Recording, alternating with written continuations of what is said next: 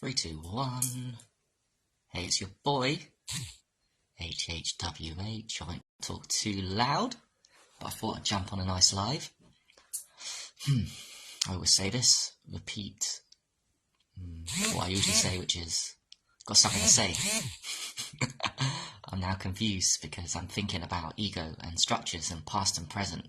But there is a form which I'm going to go for in this video, and that is the eternal, ever-present now, which no one is accessing nearly enough, which is the ultimate reason we came here, which is possible for all, which is apparently very scary that none of us can access it. Some of us don't believe in it. That thin veil of reality at the present moment. But, listen,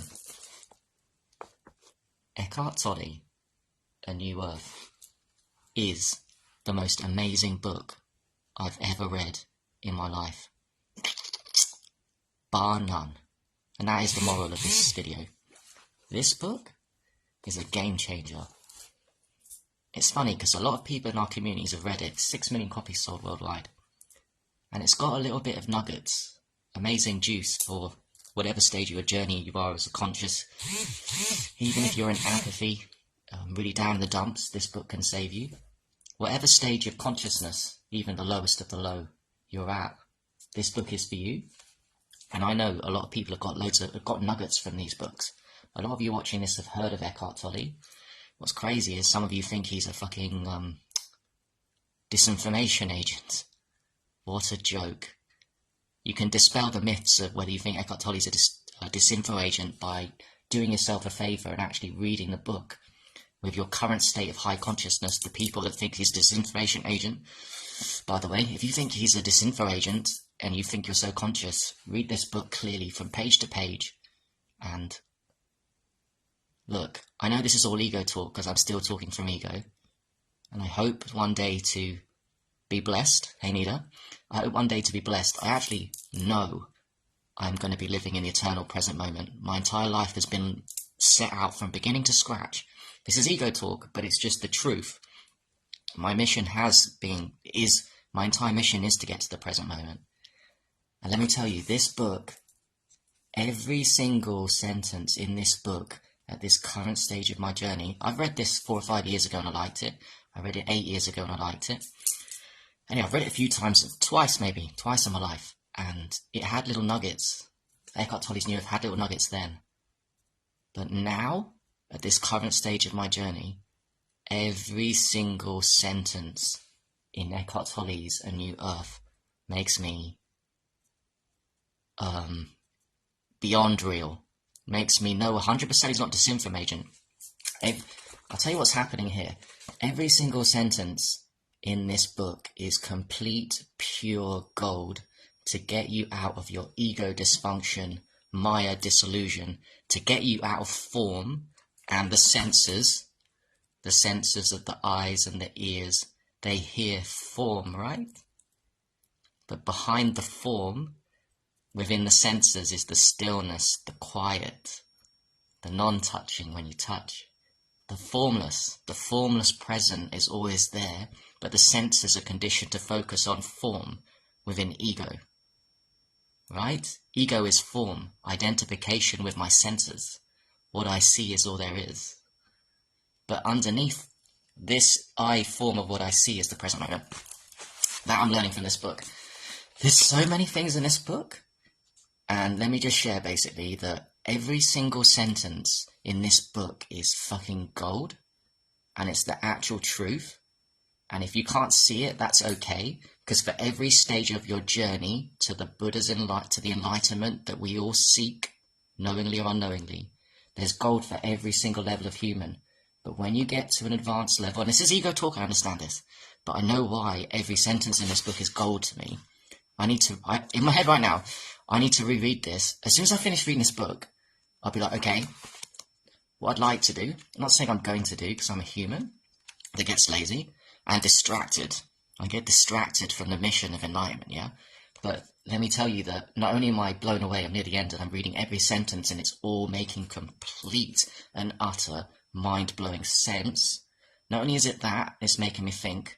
I feel like at the end I need to reread it, and reread it, and reread it, and reread it, and reread it, and reread it. And I'm not kidding, 1,000 times.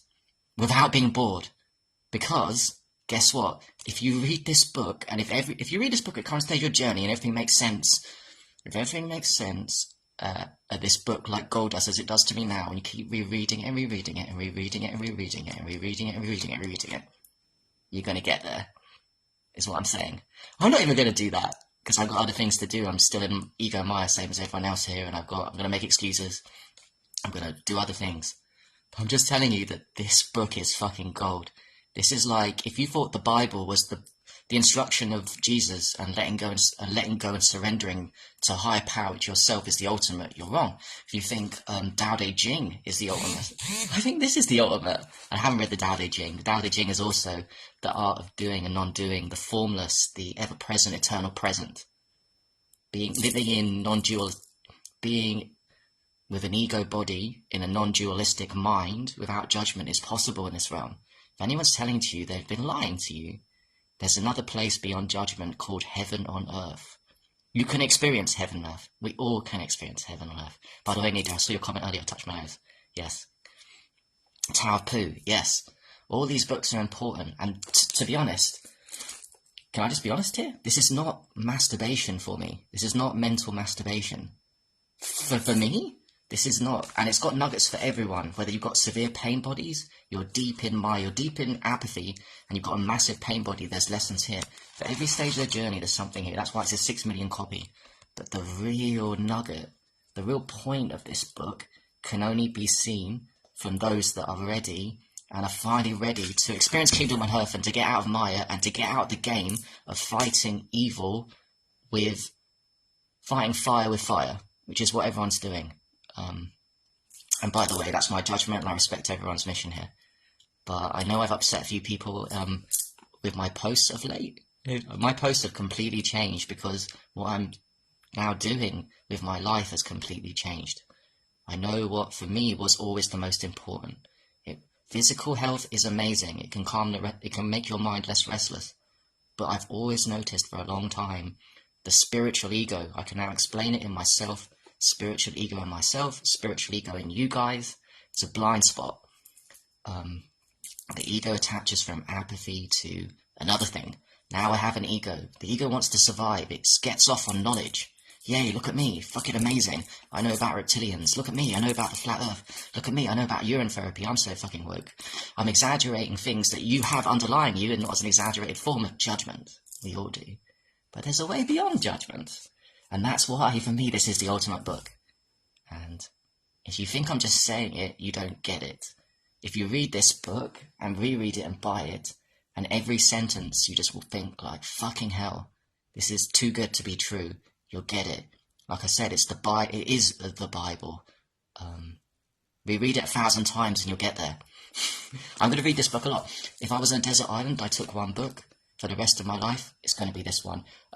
If I get to an old age and I show my grandkids, if I get around that time, I'll show them this one. This is the book of your awakening. Can you see it? All the people that think it's him, some high vibe people on here, and some of my friends that think it's disinfo agent shit. Or people that think that I'm wasting my time now talking about finding that formless present within form. That the formless within the form. Finding that's so easy to find, yet so hard to get. That's not a waste of time. It's not a waste of time. Time, what is time? Time is form, right? Like, we all know this stuff because, that's what he says in this book, we all follow synchronicities, and we all know deep down that we get synchronicities, and we all know we're being guided by a higher path. We all know that everything bad in our lives was ultimately good. We all know, deep down, we all know here that everything is perfect.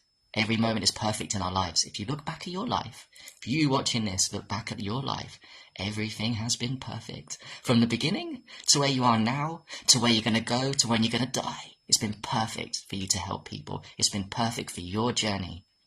It's been perfect. You've known that. We know about the formless. We know about the present.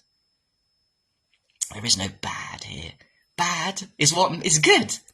And good can be bad. There is no good or bad. That's just a judgment that pulls you into drama. Judgment.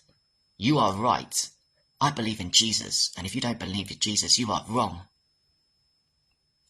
You're not in formless. You're in form. You're trapped in Maya. You're going to be stuck in ego, mate. I'm vegan. Anyone that's not vegan is a bad person. Everyone that doesn't believe in flat earth is wrong. You're stuck. You're stuck. You'll never experience the eternal, get it? Judgment. Which I do all the time. It's normal, right? But the worst is when you're so judgmental that you go on Facebook and you do a post saying, I don't know, like I saw from one of my friends recently saying, big Facebook post, good morning, grand rising to all my vegan, flat earther friends out there. So what's that doing? What's that Facebook post doing? Think about it. What does that mean? And what is the psychology of someone that's going, good grand rising to all my flat earther vegan friends? Hello?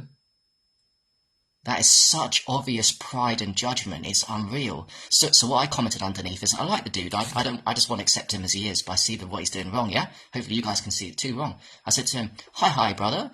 So is it not a good morning if you're not vegan and you're not a flat earther?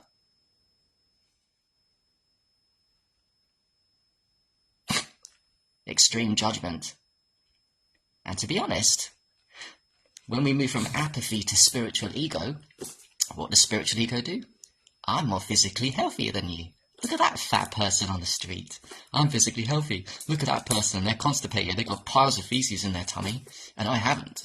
Look at me. Get it? Yeah. Anyway, I've been round and round. Read this book. It's amazing. I'm near the end of it. And like I said, I really want to reread it and reread it. I am going to read it 1,000 times. I'm going to read it 10,000 times till one day I wake up and I get some glimpses of the formless within the form. I've had glimpses before, but without plant medicine. We can live there without plant medicine, right? Plant medicine's a tool. I'm moving away from plant medicine too. Not to help people with issues, but in terms of getting to the formless, we don't need psychedelics to get to the formless. We just need a defragging of the ego. The delusional ego. I.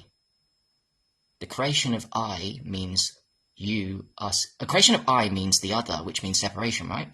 Everyone here knows deep down we are all one.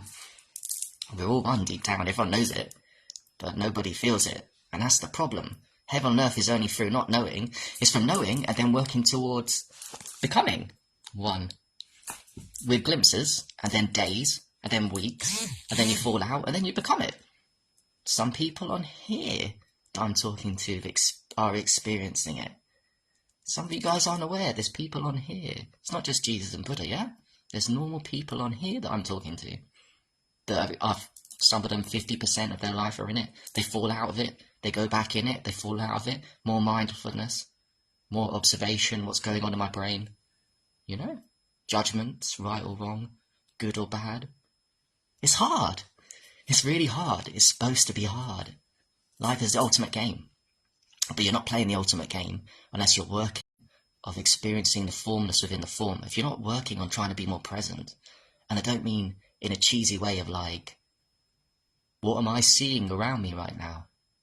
Yeah, that maybe can happen, but I don't even know. I'm not even going to talk about things like that because I have no idea. It's outside my reach and control. All I know is that this book makes complete sense to my soul. It sings to my soul, and I'm going to read it 1,000 times, and a load of things with the eternal present which we can all access.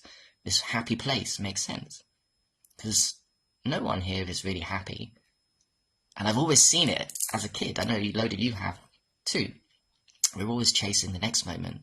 The ego hates the present moment, right? As Tolle says. At its worst, it makes the present moment the enemy. At its best, the ego uses the present moment to get to the next moment.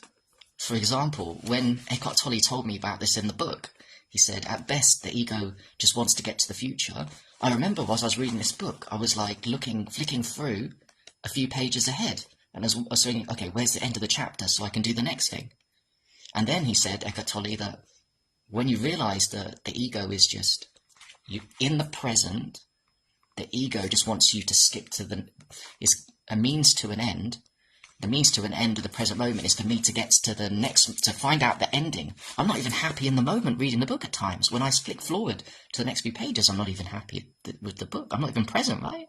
It's a means to the end. And then he says that awareness of what you're doing, of the ego trick, awareness of ego's behavior all the time, aka mindfulness, the way that the ego refuses to be present. It always either makes the future or the past the enemy. The past the enemy, I'm the eternal victim. The future the enemy. I'll be happy when, for me, I go travelling again. I can't be happy in my country when I'm away from my family. Get it? The ego's always making the present moment the enemy. Even I do it. Of course I do it. Which means even I do it. Of course I do it. I did an example here. When I'm reading the book, I go to the end and go, shh. But that awareness that I was doing it, because I read Tolle and he said that, remind yourself when you're trying to skip ahead, you're never present, but when the ego's being used, when you're using the ego as a means to an end to get to I'm aware. And in that moment when I did it, I felt a bit present. I felt a bit aware. And you start getting that muscle of control of seeing the formless and not the form. We're all identified with form, visuals. What do I see? What do I hear? What am I tasting? But behind that layer, there's something else called that eternal present. Man. And lastly, I'll say, because I don't want to make this too long, and call me a complete spiritual newbie, because I actually am regarding this stuff. But you'll see, my entire life has been dedicated. I now know the meaning of my entire life. I know it was meant for this. I actually forgot what I want to say. Yeah, I've forgotten. But I'm just excited. And, oh yeah, I know what it is. That what we're talking about here is the end of evil and all the things that we fight against, all the rallies we go to, all the prayers for Gaza, all the praying for other people. Great. Why don't you pray for yourself? Why don't you pray for your own enlightenment? That's all we need here. Pray for your own salvation. Pray that you can see the delusions of your own ego. Pray that you can come to mindful awareness of the corruption of your ego that thinks that you are separate from everyone else. Pray for that and be mindful about it and go for it and recognize your own delusions, because what's to come for me is deep suffering. A few friends that have experienced this state, some quite a lot, have told me it's very painful. It's going to be very painful work. Shadow, darkness, to accept and embrace in a non-judgmental state the darkness, yeah? This is not easy work. If it was easy, everyone would read this book once and then boom. Nah. It's fucking hard work. But we come here for hard work. And I like hard work. We've already been through so much, right?